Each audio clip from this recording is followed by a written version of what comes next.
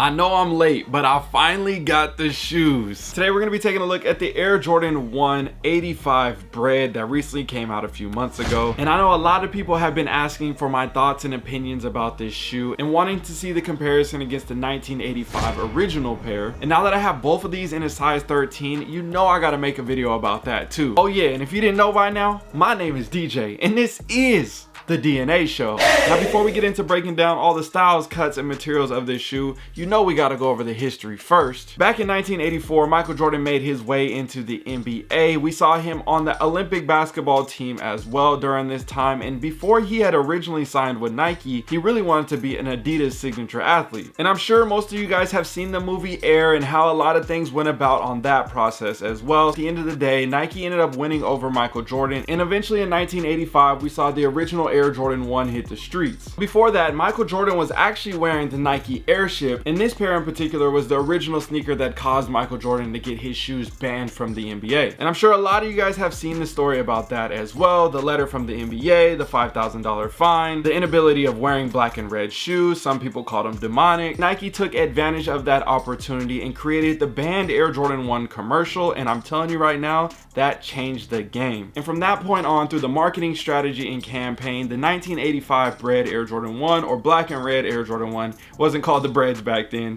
That shoe was then known as the banned Air Jordan 1, which was technically incorrect. Since then, we have seen tons of colorways of Jordan 1s, but even when it comes to Bred Air Jordan 1s in particular, there are a ton of retro iterations in different styles and cuts and models as well. I did a Bred Air Jordan 1 explained video a few years back. You guys should definitely go ahead and check that one out after you see this video, because there's a ton of history, nostalgia, and so many models incorporated in that video. So if you want to learn a little bit more about the Breds, again, check that out after this video, and I'll make sure I have it linked down below. So now, after all these retro iterations over the years, we are sitting in 2025, and we got this pair that just hit the streets in February for All-Star Weekend, and there was definitely a lot of hype, especially when people found out that it was a limited release. During this time of the release, Jordan Brand decided to do the Unbanned campaign, and they went on a full spree of marketing throughout everything. They literally hid their profiles from the internet, assuming that they were banned from the internet as well, and they also took that and ran with it with so many athletes on and off the basketball court. I had a meeting at Nike campus during the time, and I was just picking up my 85 ones, and I was looking around the campus, and it was so dope to see all the banners going along and the different branding along the building as well, on the inside and outside. And they even used a marketing tactic of giving people citations that worked at Jordan Brand that happened to be wearing Jordan 1s that day, and it was a whole thing. It was going viral on the internet, and I feel like that right there was something that brought a ton of memories and nostalgia that will be created later in time for people, simply because of this release and all the things that happened around it. Like the people that camped out for All-Star Weekend and they saw the briefcase pairs with them pulling up with the old Corvettes at Shoe Palace. This has definitely been one of their top campaigns in a long time, and I think people really appreciated. And the only thing that they didn't appreciate was the fact that there weren't that many pairs available. But word around town is there's more pairs set to come out in the future, and they're saying it's a different version, a more, I don't know if it's like a premium, more, I don't know exactly what it's supposed to be, but apparently there's supposed to be another Bred 1 coming out this winter. I don't know if that news has changed since then, so let me know down below in the comment section, but I did hear some chatter about that. So now that you guys have a better understanding of the history, how they went about the launch, and all those elements around it, let's go ahead and start talking about the shoe and breaking down all the cool details and how they switched up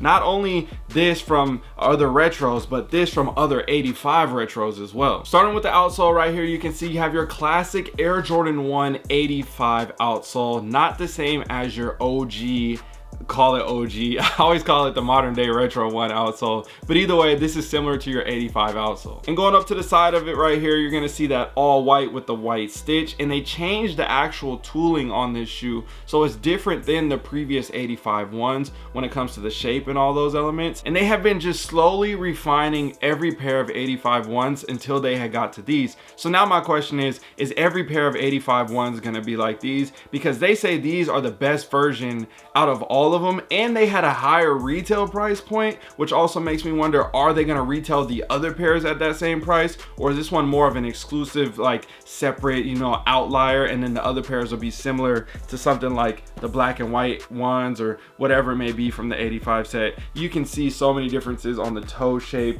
and everything like this when it comes to the tooling. I'll try to get some side-by-side photos for you guys, but the main topic on this is they definitely made a lot of changes on this shoe, and I'm interested to see if they stay consistent with that moving forward, especially saying that everybody wants to see an 85 Chicago Air Jordan 1, and I'm assuming if they were to do the Bred like this, they gotta do the Chicago like this. And I know I've seen a Royal like this, but I don't know if the exact same tooling and shape and everything like that as this Bred Air Jordan 1. Now when you look on the left foot right here, you're gonna see this little, it's not really a hang tag, more like an info card right here tied to the side. You got the classic Air Jordan Jumpman logo right here with the old school poster, similar to the OG. And then on the inside, there's gonna be a ton of information as you fold this open. So it says Air Jordan High. The Air Jordan was inspired by the high-flying acrobatics of Michael Jordan, pro basketball's hottest new star. And then it goes on to explain all the other elements of the sneaker, as you can see from the images right here. The ankle stability, the inside, the air sole, the solid rubber outsole. Now looking at the upper and the shape of this shoe,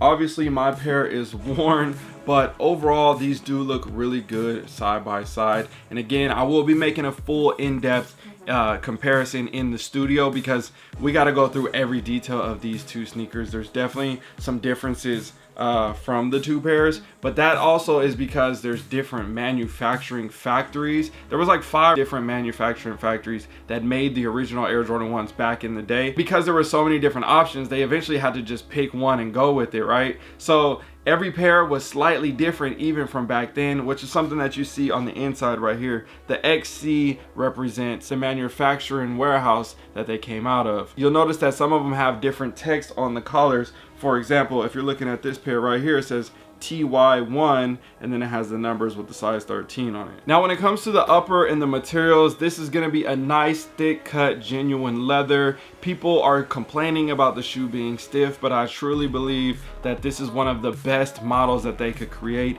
And if back in the day, or whatever you want to call it, this could be, if they would have made this what's that series they did, like the nice leathers out in Europe or whatever they did, and they've done that a couple times and they keep playing off of that. They go off of that line and they say, hey, we're gonna make this some very expensive $1,200 sneaker or whatever. I think this could have easily fallen in line with that category if they switched it up a little bit more and made it more limited and maybe did a special box or something like that. And speaking of the box, you got your black and red Nike box right here. I forgot to go over that earlier, but same thing on the box. Air Jordan 1 High 85, black varsity red white, size 13, just for me. And oh, we got the shoe. Today's partner is Sneaker Throne. They have multiple options when it comes to durable and high quality display cases. One of my personal favorites is the drop side display case. I'm a size 13 and I can easily fit my shoes inside of here, and I have hundreds of these stacked throughout my rooms to display my sneakers. When it comes to the cases in particular, you have 4 different color options: clear, black, white, and red. So if you're looking at grabbing one of these for yourself or for someone else, make sure you guys check out sneakerthrone.com, and don't forget to use the discount code DNAShow at checkout for 10% off of all your orders. Now continuing on with these, on the back end around the collar, you're gonna see you have your Air Jordan Wings logo stamped right there in black, classic to the same color blocking. And then going up to the center of the foot right here, these come with 2 sets of laces, red and black. They have that more grainy kind of look and texture to them instead of being so smooth like the other retros. So I can say they gave us that more original vibe on the lace type. I do like how they went about that as well. And then on the front right here, you have the all black on the front of the tongue, and then that kind of sail color or off-white, whatever you like to call it, here on the back end with more of an exposed foam look to it. And then on the actual Nike Air branding, if you look, they did a really good job at giving us that older vibe. Again, like I was talking about, that texture in the laces, they did the same thing in the text on the tongue as well. Most of the pairs typically is very clean and sharp when it comes to the stitching. Obviously that has improved over the years, which makes sense, but I like how they gave it that old school vibe to it. There's some differences between the tongue and the height and everything, which again we'll go over in the other comparison video. I would say I would kind of prefer if it was a little bit higher, just because I know what the OG is like now, but at the end of the day, again, great job. Now going inside the collar right here, you're gonna have that all black on the mesh, and when it has the foam and everything around the ankle, it's gonna be very stiff and firm, pretty thick overall throughout. When I put these on one time, and I could feel the difference between these compared to the black and white pair. There's a little bit of foam and it kind of has a compression to it, but it doesn't have that same feel, that same thickness to it when I press on the inside. And it's kind of like uneven, if I would say, more uneven throughout. Like it's a little bit thicker up here compared to down here, and on here it's just fully just padded all the way throughout. Very plush, very nice. So I think with wearing these shoes and tying them up tight or whatever you need to do, it's definitely going to bring a lot of comfort over time and also a nicer element to the shoe. Now taking out these insoles right here, you can see this is not a polyurethane, but it does kind of look like it has that similar vibe, but it's a lot thinner. There's like, if you look on the side right here, you can see there's this yellow line within the white sock liner on top of that, and then the little bit of white right here. So it doesn't hit the exact same as the polyurethane. You can even feel it on the back end. But again, maybe this was similar to the OG and how they did it back in the day, and they really wanted to replicate that with the small cuts and the divots on the inside. And the same thing right here with the branding on the bottom of the insole. Also with the writing on the bottom of the insole, this is a small Easter egg that Jordan Brand decided to throw in there to show homage to the original sample that was sent over back then, where they wrote this on there, and it spells out excellent quality. And underneath that, you have a board last right here, which is something that was done back in that time. And you can see they did that same vibe on the previous retros as well when it comes to these 85. So I love how they went about it. I heard they made this one a little bit thicker, and the shape is a little bit different as well. I think it's a little bit wider as well around the middle of the foot. But again, some slight tweaks to the toe box and the shape of the shoe compared to the previous 85 retros as well. Overall, very, very similar and highly detailed when it comes to these compared to the original from 1985. Now going to the back end of the shoe around the collar area and the heel. Again, this is something that some people were complaining about, some people weren't mad about, but they wanted the height to just be a little bit higher, more similar to the 1985 version. And again, we don't know which version they were comparing these to when it comes to the factory that they came out of. So overall, I'm gonna say I'm not mad at it. Again, I wouldn't mind if the black area was just a little bit taller here, but this all looks very similar to the heights of the previous 1985 pair. So me personally, I can't really complain too much. Again, let me know what you guys think down below in the comment section. So I posted a poll on Instagram to see what everybody else thinks about the shoe in general, and I always do this, so if you haven't already, make sure you follow me on IG so you can participate in the polls and see the results here.